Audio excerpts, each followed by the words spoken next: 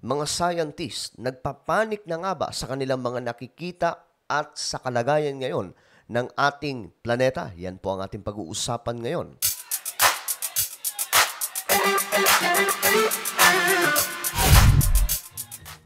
So magandang oras po sa lahat ng ating mga kababayan. Pag-usapan po natin itong sinasabing ang mga scientist, mga sangkay ay talagang nagpapanik na dahil po sa kanilang mga nakikita sa ating planeta. But bago po tayo magsimula mga sangkay, paki-check po muna kung kayo na po ay nakapag-subscribe sa ating channel. At kung hindi pa, okay, may subscribe button sa ibaba. Makikita nyo po mismo sa video na to. I-click nyo lamang po yung subscribe, tapos i-click nyo yung bell at i-click nyo po yung all. Ulitin ko, click the subscribe down below, click the bell, and click all. Napakadali lamang po niyan. At syempre kung ikaw ay nasa Facebook, i-follow nyo po ang ating Facebook page. Eto na nga guys. Itong katanungan mga sangkay na ang mga scientist nga ba ay nagpapanik na sa kanilang mga nadidiskubre sa ating planeta na hindi po magandang kalagayan? Mga sangkay, kung papansinin po natin ngayon, itong mga matatalinong tao, mga eksperto, ay patuloy po nilang dinidiskubre na itong ating kalawakan. Na tila baga mga sangkay, hindi po sila interesado sa karagatan. Diba sinasabi nga po, ang pinakamalaking bahagi ng ating mundo ay ang dagat kaysa sa kalupaan. At kung sa kalawakan mga sangkay, ang mga scientist nag-i-explore sa karagatan naman mga sangkay ay tila baga wala pong interes ang mga scientist. No? So bakit ko nga ba ito nasabi mga sangkay? Ito ay dahil nakikita po siguro nila na ang ating planeta ay tila baga papunta na po sa isang malaking distraction o malaking problema. At kung babasahin din po natin ang Word of God, ang salita ng Diyos, mga sangkay, doon din po talaga natin mababasa na ang ating mundo papunta po sa pagkawasak. Though wala pong sinabi doon kung kailan mangyayari, mga sangkay. Dahil ayon po sa salita ng Diyos, i-recreate ng Panginoon ang lahat, ang buong universe. Hindi lamang po ang earth, pagdating po ng araw. Pero ito muna mga sangkay. NASA scientist confirms life on other planets. We're pretty close. So, mas malapit na daw po sila sa kanilang mga nadidiskubre na ibang mga planeta. Mga sangkay, dito pa lang makikita po natin na tila baga itong mga scientist nagpapanik na po at gusto na po nilang makahanap ng ibang planeta na kung saan ang buhay ng tao kayang mag-exist. Okay, basahin po natin. In the wake of mankind's latest advances in science, space and planetary research, scientists are coming to conclusions that would have been unimaginable years ago. So, noon mga sangkay, parang it is very impossible na may makita po tayo sa planeta na iba po sa planeta natin na makikita ng mga scientists na mayroon pong chance na mabuhay ang tao. Ewan ko mga sangkay, sa ating planeta okay pa naman, di ba? Hindi pa naman tayo, kumbaga kung titingnan po natin ang kalagayan ng planet Earth kaysa sa Mars, malayong-malayo pa po.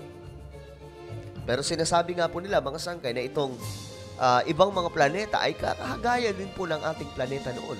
Subalit, ewan ko anong nangyari mga sangkay, na ngayon ay hindi na po kayang mag-exist, mabuhay ng tao sa ibang mga planeta. Kagaya po ng mga planeta na nasasakop po ng solar system. India has reached, ang India India has reached the lunar South Pole for the first time. NASA is going to study the surface of Venus and Neptune's dark spots have been examined. So, ngayon mga sangkay, nagkalat po itong mga scientists, mga astronomers sa iba't ibang planeta mga sangkay na pinag-aaralan po nila ng gusto. Na tila baga, nagsasalita po ito ng isang mensahe para sa ating lahat na tila baga mayroon pong, kumbaga yung mga sinasabi ng mga scientist sa atin na nasisira na ang ibang bahagi ng ating mundo, parang mas mababaw pa po yun eh. Parang nakikita po nila na mayroon po talagang possible na, or maybe, nakikita ng mga scientists na mayroong danger sa ating planeta na anumang oras, pwedeng mangyari. Kaya naghahanap na po sila na kahit po itong mga planeta, mga sangkay na delikadong-delikado, hinahanap na po nila kung papaano ang buhay ng tao mag-i-exist doon.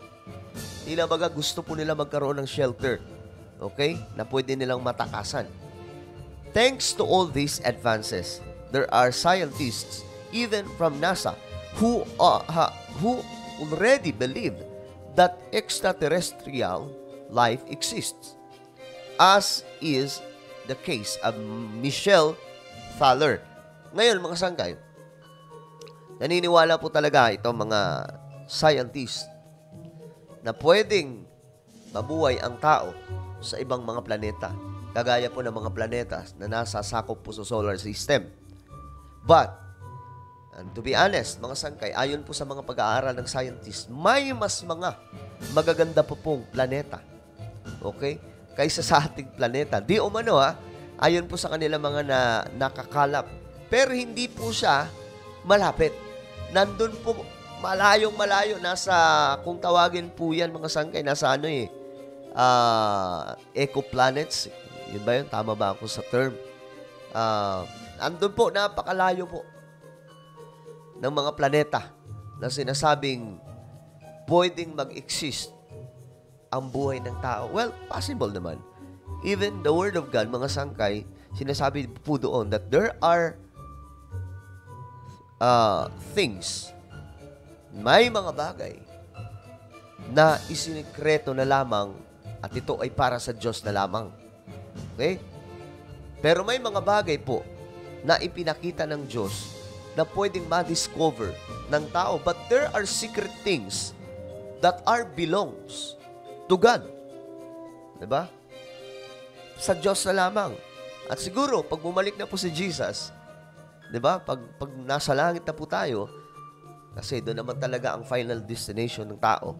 After po talagang, dalawa lang to magunaw ang mundo, mga sangkay, pagdating ng araw, kasi doon naman talaga papunta to. O, maabutan po tayo ng kamatayan. Okay? Pero, mga sangkay, ang final destination ng tao ay sa heaven. Ang heaven po ay hindi po para sa mga sinasabing patay na, kundi ito po ay para sa realidad ng tao. Tayo kasi mga sangkay, akala lamang po natin namamatay po tayo. Pero ang nawawala lang po talaga sa atin ay itong makalupang katawan natin. But hindi po yan totoo na namamatay ang tao, mga sangkay. Namamatay lamang po, sabi pa nga ng Biblia, it is appointed that the man wants to die. Okay? Pero ang sinasabi po doon na pagkamatay ng tao, ang pagkamatay po ng ating physical na pangangatawan. Pero yung ating kaluluwa, mga sangkay, forever po yan. Posibleng pwedeng maparusaan o pwedeng mapunta sa langit. Yun po yung forever na mag-i-exist na realidad sa tao. So, doon po, pwede kang mapunta sa langit o pwede kang mapunta sa impyerno. Pero ang final destination ng tao o natin, ng kaluluwa natin bilang tao, ay papunta po sa langit. Kung tayo ay maliligtas. Sabi ng Bible, maliligtas lang naman ang tao kapag sumunod po kay Kristo, di ba? Sumunod po kay Jesus. Sabi ng Bible, di ba? Jesus is the way. He is the way, the truth, and the life. Walang makakapunta doon kung wala po siya. Well, mga sangkay, again and again, parang nakikita na po ng mga scientists na ang ating planeta ay mayroon pong hindi magandang kalagayan at masama po ang magiging future nito. That is why dinidiscover po nila ang iba't ibang bahagi ng ating universe. Gaya po nito, Mars and Venus potential planets with life in their past. So noon daw po mga sangkay, ang Mars at Venus, parang Earth din daw po mga sangkay. Okay? Na kaya pong na kaya po mabuhay ng tao doon noon. And we don't know, mga sangkay, kung mayroon po mga nag-i-exist na noon ng mga nilalang doon sa ibang planeta. Pero kasi, sa Bible, nakafocus lang po talaga dito sa Earth at sa tao. At sabi pa nga, unique ang pagkakalikha ng Diyos sa tao. Walang katulad. Okay? And we don't know kung mayroon pong mga nag-i-exist pang ibang mga ginawa ng Diyos sa ibang planeta. But again and again, ito kasi ang iba, mga sangkay, what if daw may lumapag na alien sa ating planeta? Ito ba ay siyang mabali o tatapos sa faith natin sa ating Panginoon? Sa pag-i-exist natin sa isang manlilika? Well, no. Tingin ko hindi, mga sangkay. Hindi po. Kasi ang Diyos ay Diyos ng mga Diyos eh. He is the Alpha and the Omega, the beginning and the ending. Ang Diyos po ay possible na nag-create ng mga bagay na hindi po natin alam. Okay? Pero isa lamang po ang malinaw sa ating lahat, mga sangkay. Create ng Lord ang buong universe. At sa buong universe na yan, marami po tayong may mga nalalaman po tayo, but there are secret things that's belong to God. Siya na po ang nakaalam doon. Kung anumang mga bagay yun, well, alamin na lamang po natin pag nasa langit na po tayo. Mars more than 4 billion years ago was liquid, which mean that its temperatures were warmer. NASA is analyzing the red planets using the Curiosity rover, and they found data on amino acids. So marami mga sangkay, no? Mars, Venus, at marami pa pong ibang mga planeta na kung saan ngayon ay pinag-aaralan na po. Pinag-aaralan po nito mga scientists. Kaya nga parang ang sabi ng mga komentary, it may be because scientists knew the reality of the earth. Maybe alam po ng mga scientists ang nangyayari sa ating planeta na talagang may depekto na at anumang oras ay posible pong mangyari ang masamang kalagayan na mas malala pa po sa mga nakikita natin ngayon. Well, what is your comment about this topic, mga sangkay? Ano po ang inyong mga naiisip na komento? I-comment nyo lamang po sa ibaba. At syempre ngayon, bago po tayo magkalasan, i-subscribe nyo po muna ang isa kong YouTube channel, Sangkay Revelation, no? Hanapin nyo lamang po ito sa YouTube at kapag nakita nyo na, i-click ang subscribe, i-click ang bell, at i-click nyo po yung all. So, ako na po ay magpapaalam hanggang sa muli. This is me, Sangkay Janjan. Palagi nyo pong tatandaan that Jesus loves you. God bless everyone.